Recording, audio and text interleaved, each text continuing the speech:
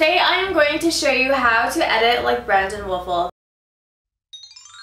Aloha simpletons! I know there's a lot of tutorials on YouTube on how to edit like him or how to color grade like him in Lightroom, but I wanted to show you how to achieve a similar look in Snapseed. I am in no way encouraging you to edit exactly like him. I am just showing you how to get those cotton candy hues within your edits, similar to what he has on his feed. There's a lot of teals, pinks, and purple hues. So if you're like me and you're constantly inspired by his photos, we're going to try to recreate the similar tones in this photo today. I'm going to take you through the same steps that I use to edit every photo, and it's very similar to my first Snapseed tutorial. So here we go. The first thing we're going to do is tune image. We're going to go to tools, tune image, and increase the brightness by a little bit because it's quite dark and this was taken at night.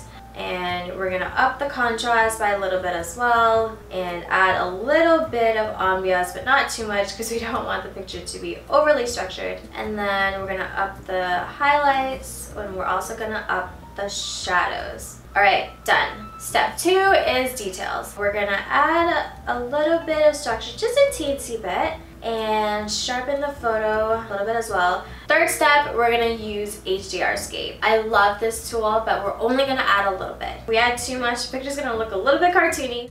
There we go. Now we're gonna go into grainy film, which is my absolute favorite feature with the Snapseed. I always toggle between X03 and X04. In this case, I'm gonna start with X04. You can see that it's a little bit too grainy because grain is at 25. We're actually gonna lower that to 0 because Brandon's photos don't have a lot of grain. Style strength, I'm going to lower it. I'm not gonna add too much, maybe about 32, and then we're done with that. We're going to go back into grainy film and add a little bit of X03 because I always like to add a little bit of both. About 23. There we go. Okay, now that we're done with grainy film, we're going to go into curves. I know curves can be a little bit overwhelming. I'm going to do a more detailed curves tutorial in a separate video, but for this case, I am just going to do as I always do, which is trial and error. I really kind of follow the same steps with curves for every photo just so I can keep it consistent. I'm gonna up this a little right here and brighten this as well. And then I'm going to go to the red curve. Because there's a lot of pink and red hues in Brandon's photos, I'm going to increase this slightly more than I would have on a regular basis. We don't want to look too red because I don't want to look sunburnt, so I'm going to lower that a little teensy bit here and do the same as well down here. Now we're going to go to the green curve, and there's a lot of blue and teal hues within Brandon's photos, so I'm not going to add too much green. Now we're going to use the blue curve. You'll notice that if I increase it up here, there's a lot more pink, but the blue gets a lot more blue, whereas if I go down here, the blue gets more teal, but then I turn to be more yellow. So we're just going to play a little balancing act and find what works, but I do like the pink and blue hues up here, so that's what I am going to stick with. And the last curve we're going to do is the RGB curve, which combines all of the colors within one curve. So I'm going to darken that here, brighten that up here, and brighten that up there as well. Alright, now that we're done with curves, we are going to go into white balance.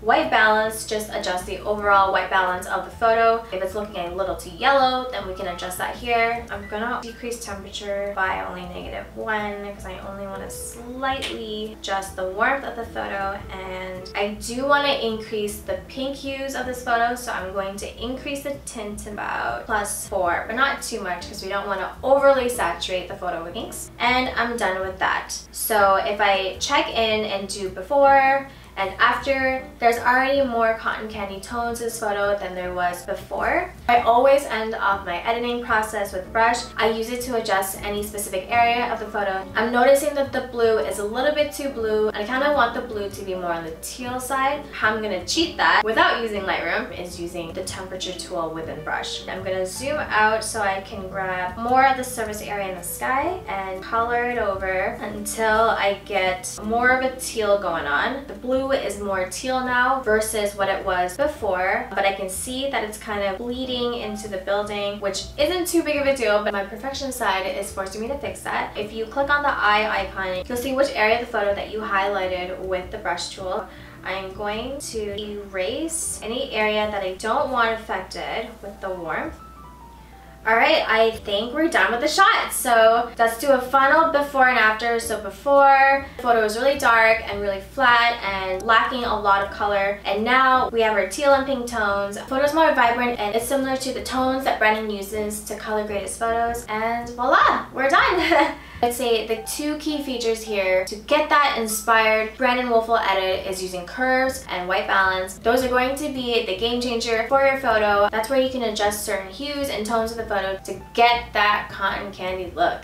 So I hope you guys enjoyed that. Give this video a thumbs up if you like this series and you want to see more inspired edits. Let me know in the comments what other inspired edits you'd like to see. And for those of you that have already subscribed, I love y'all. And if you haven't already, please subscribe and join the Simpleton family. Alright, I will see you guys next time. Bye! Okay, bye. Fa la la la la la. Oh my god. Dick fell.